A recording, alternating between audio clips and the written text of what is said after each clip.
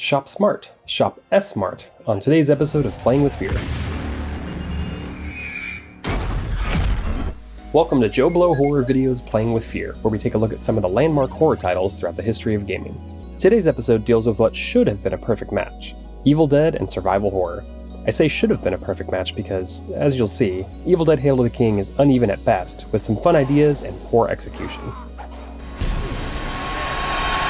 The Evil Dead is the first film in Rob Tappert, Sam Raimi, and Bruce Campbell's beloved trilogy of films. What started out as a short film called Within the Woods in 1978 turned into one of the most successful independent films of all time. Raimi, Tappert, and Campbell were able to raise $90,000 for 1981's Evil Dead, and it turned an eventual gross of $29 million worldwide. The series would get bigger and bigger budgets over time and release two more films, with 1987's Evil Dead 2 being a fan favorite and arguably inventing the splatstick subgenre of horror, and 1992's Army of Darkness.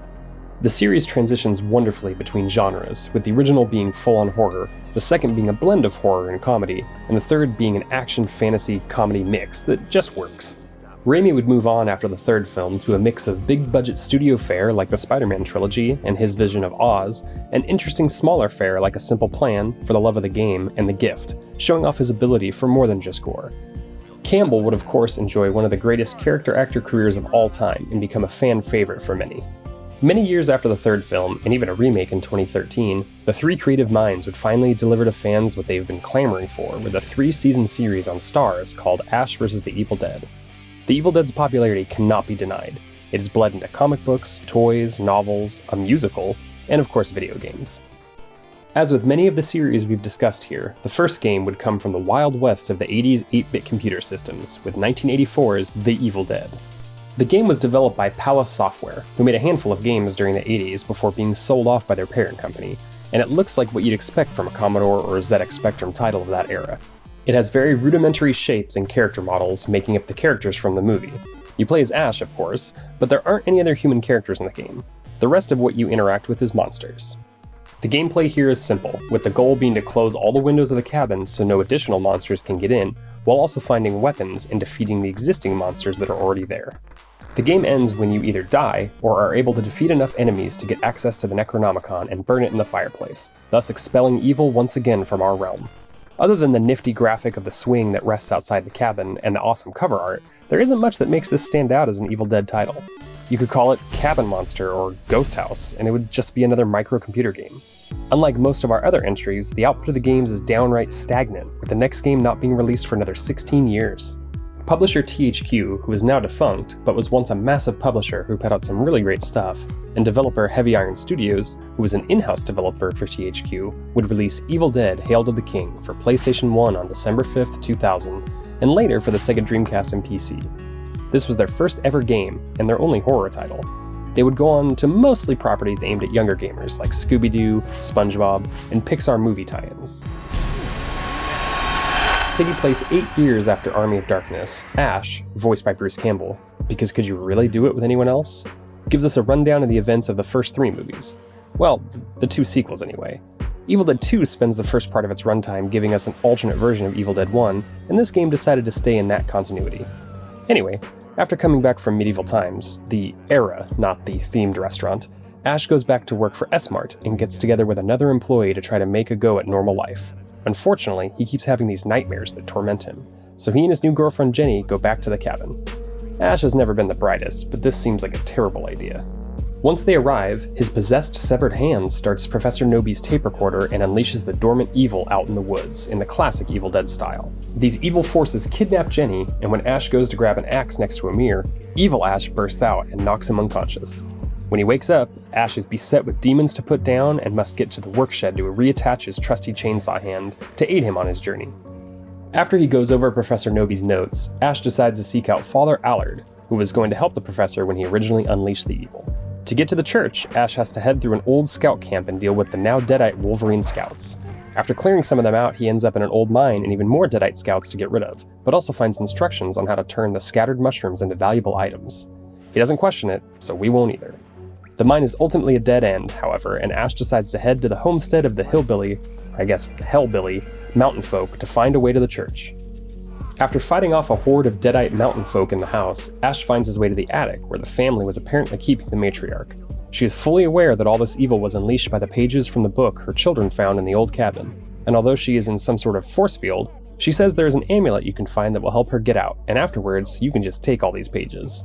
After defeating a few undead wild pigs, Ash is able to drain the slaughterhouse and get the amulet needed to help the old lady. Upon returning it to her though, she transforms into a giant spider creature, because, as we've seen in this franchise, most people don't end up okay. With a handful of pages found, Ash now heads through the massive forest hedge maze that now guards the holy church grounds. Blocking his way though is a massive tree demon. A cool nod to the series, as the forest itself always seems to get possessed, but now you finally get to do something about it. After defeating it, another page of the Necronomicon is found, as well as the iron gates to the church accompanied by Father Allard. Allard thinks that completing the book will help him seal the evil away and asks you to find the remaining pages. Finding the final page after defeating the demonic Head Wolverine Scoutmaster, Ash heads back to the church only to learn that he has to face off against not only the reanimated skeletal remains of the original evil Ash, but also Annie Nobi, after he pulls the Kandarian dagger out of her back. Finally ready to expel the evil from Jenny with the full book, the dagger, and Father Allard, Ash is knocked unconscious when it turns out that the new evil Ash was Father Allard all along, and they are all sucked into a time portal. Waking up in the year 730 in Damascus of all places, Ash speaks with a local and fights his way through the Night Deadites straight out of Army of Darkness, and finds the man who translated the Book of the Dead in the first place. He needs help getting out of this jail cell so he can complete the translation that will end all of this. Ash battles through some old ruins and finds blast powder that he combines with the gas tank of his car. This new bomb is big enough to blow the cell open, and the translator sends Ash to find his notes and empty the city reservoir. After battling his way through various parts of the city, Ash is able to find the notes and drain the water while also defeating a high priest and an undead ancient mechanic. His last task is to defeat the captain of the guard and get under the city and face, well, himself once and for all. After sending his demonic severed hand on a final mission to help get to the gate, he faces off with Evil Ash, who eventually turns into a bigger, scarier demon. After finally purging both timelines of the demonic Evil Dead, Ash and Jenny are sent back to what they think is their time, until they see he screwed up. Again. Cue credits. No! No! This game is a Resident Evil clone through and through. Now, a lot of the time, I feel like that is seen as a derogatory term, but it doesn't have to be. From 1993 to 1998, when Half-Life came and changed the landscape again, any first-person shooter would be called a Doom clone. There were some absolute classics found during that time frame. Evil Dead Hail of the King is a survival horror game from the late 90s, for better and for worse. It carries the tank control scheme, the puzzle solving and inventory management, and the interesting camera angles. The presentation is probably the best part of this game. Being made in 2000 obviously carries with it a dated look, but part of it still really holds up. The backgrounds of most of the environments have this great painted-on charm, and we are treated to the voiceover from Bruce Campbell the entire game. But I swear, any one of your boys gets near me, I'll turn them into furniture, got it? As blocky and dated as the character sprites are, they fit in wonderfully with the Evil Dead universe. All the Deadites look exactly like they should, and all of the locations and even dialogue either logically follow the film's story beat for beat, or even outright copy them, which is fun, but also kind of an easy out for the developers. The puzzle solving can be dumb at times, but it never gets too in the way of the gameplay, and there are plenty of boss battles that change up the enemy encounters enough, as the regular demons can get pretty stale pretty quick. To combat them, you get the iconic chainsaw, an axe, a pistol, a double barrel, and a rifle. You can upgrade these weapons too, but it comes way too close to the end game to feel fun or earned. For a relatively short game, it comes packed with 11 bosses, which is good because one of the biggest issues with the game is the enemies. In what turns out to be a vicious cycle, the enemies are pretty tanky, as in they take a while to kill and they either drop health or ammo. The problem here is that because the controls are particularly bad, even for that era, and the enemies take so long to kill, you either need to refill the ammo you just used, or the health you just lost from the encounter. This would be fine if it were like the other survival horror games of the time, where enemies stayed dead, but everything here outside the bosses will just respawn. It's an endless cycle that really drags down the game. Eventually you can make your own ammo thanks to the mushrooms that are lying around, but you have to find a note to tell you in-game how to do it, even though you already have the tool to do it. So even that's supposed to help you, can get really annoying if you don't find it right away. Evil Dead tries to be a point A to point B game, with you having to go back and forth between areas to go on what amounts to be fetch quests. You are blocked from an area, so you need to go to another area to get what item is needed to unlock. This is pretty common, in these types of games anyway, usually with an implementation of locked doors, or with the Metroid style of getting a new ability and then going back to an older area, which now feels fresh. With the monotony of the enemy respawns, however, this just feels like busy work. There is no New Game Plus option or alternate endings, so once you complete the game, that's pretty much it. There's no reason to go back. While this is miles ahead of the microcomputer game from the 80s, and was certainly playable when it came out in 2000, it's not worth going back to or exploring for the first time unless you're a huge Evil Dead fan.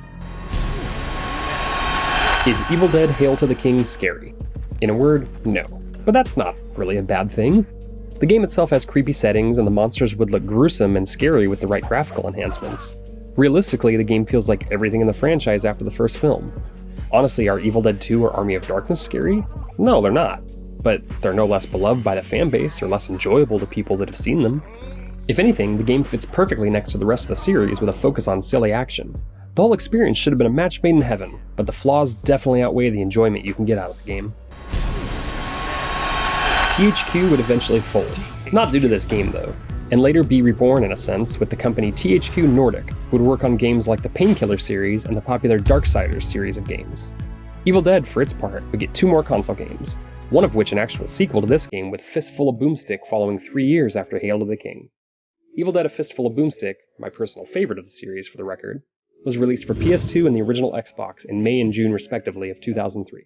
This was followed by Evil Dead Regeneration for the same systems in 2005, though it's not connected to the previous games, instead choosing to be a new adventure set in the Evil Dead universe. As with Hail to the King, the 2 games that followed received middling to bad reviews, and interestingly enough, none of the games play like the others with different tries at finding the right style that fits the Evil Dead universe. With only a tower defense mobile game released sometime after, and a soon-to-be-released online multiplayer game, it seems that we still haven't figured out the best way to capture the Evil Dead experience in video game form. Here's hoping they keep trying until we get the perfect one. Have you played any or all of these games? Which one's your favorite? What type of game would you like to see from the Evil Dead property? Let us know in the comments.